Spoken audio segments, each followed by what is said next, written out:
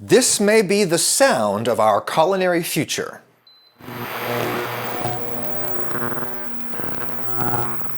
Technically, that's not a sound, or at least it wasn't a sound until your speakers or your headphones turned it into a sound. It was not in the air in the room when I shot that footage. It is instead electromagnetic interference messing with my camera.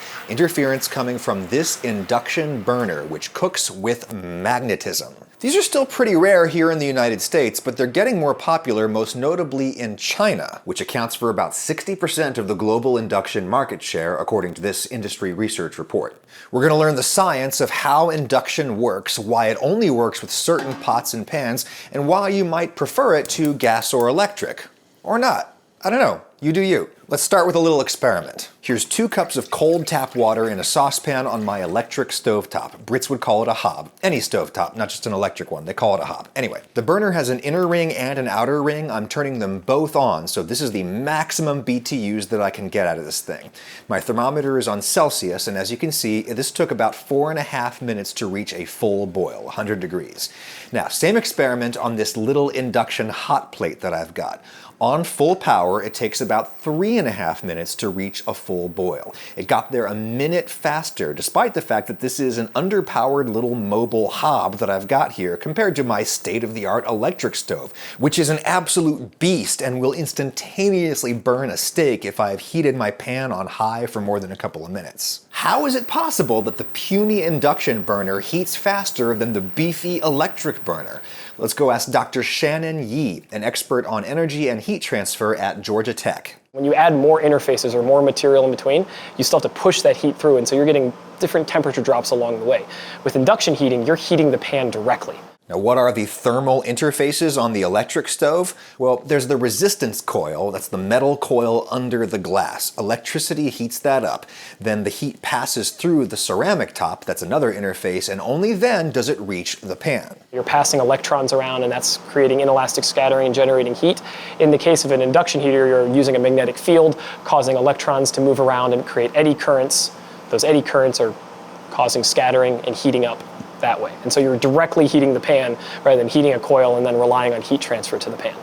Here's a way to see that difference in action. If I take the boiling pot off my electric burner and then touch my thermometer to the glass, it really quickly reaches 200 degrees Celsius, almost 400 Fahrenheit, before my hand gets so hot that I can't hold it there anymore. Ow. I do the exact same thing on the induction burner and the thermometer reads just 40 degrees Celsius. There was just a boiling pan of water on there, and even though this thing says caution, do not touch, and that's good advice, I can nonetheless gingerly touch this glass surface. That's because the burner wasn't heating the glass. It was emitting an alternating magnetic current that heated the pan, and then the pan conducted some of that heat back down to the glass. And that's good? Yep, you won't heat the other things around. It minimizes burns or other injuries. I worry about getting burned in the kitchen.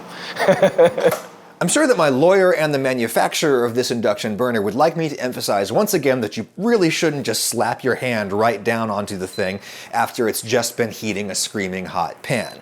However, if you were to do such a thing, the burn would probably be way less severe than if you put your hand onto a screaming hot electric burner. And for me, a guy who has little kids running around the house always reaching up on things, that's a really big bonus for induction. There's also less heat going out into the air around the pot. Here, I'm holding the tip of the thermometer in thin air right in the crook between the pan and the burner, and it's reading like 95 Celsius. Compare that to 40 degrees Celsius over on the induction burner. Induction heats up your kitchen way less than electric, and way less than gas. Look, I went over to my friend Seth's house. He's got a beautiful old gas stove. I tried to do the same water boiling experiment there, and when it got to around 50 degrees Celsius, the thermometer just stopped working. Hey, wake up. Fuck.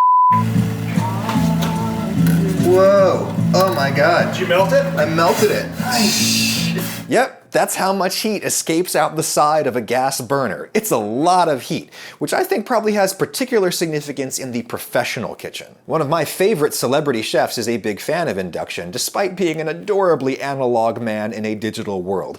That's my man Michel Roux Jr. right there. He cooked with induction at home for a long time, and then in 2014 he brought it into his kitchen at Le Gavroche in London. All the sauces getting ready for lunch. And what's great about the induction is there's no heat. It's lovely. It's a great environment to be working in. For most of the history of professional cookery, kitchens have been miserably hot places to work. Hence the expression, if you can't stand the heat, GTFO the kitchen. It's kind of profound to think that now, all of a sudden, it doesn't have to be that way. But one reason why professional chefs have traditionally liked gas is that it is responsive. When you fiddle with the knob, there's less of a lag time between changes that you make here and the food actually getting cooler or hotter. To a great extent, I think the responsiveness of gas stoves is really overstated when compared to modern, high-quality electric ranges. This Consumer Reports article that I'm showing you about that is linked in the description. But regardless, induction is way more responsive than electric. We already established that it heats up food faster. Now watch what happens when we turn the heat off. It takes the boiling water over the electric burner nearly 4 minutes to cool down by just 10 degrees C. On the induction burner, the same trip takes less than a minute. That's really important when you're trying to keep something from burning. Likewise, induction burners are probably better than electric at maintaining low, constant heat, like the bare simmer needed for making stock. Electric burners have to constantly cycle on and off to maintain a temperature, and at the hottest point of that cycle, they might burn your sauce. A heavy pan helps to mitigate that, but it's still a risk. Induction burners generally only have to cycle when you get them on full blast. They'll cycle on and off to avoid meltdown. I should say that induction cooktops are generally more expensive, though the price is coming down. They also only work with certain kinds of pans. The pan has to be made of a magnetic metal, a ferrous metal, i.e. cast iron, or enameled cast iron, or steel, which of course is mostly iron. If you're not sure what you've got, put a magnet on it. Extra points if it's shaped like a horsey.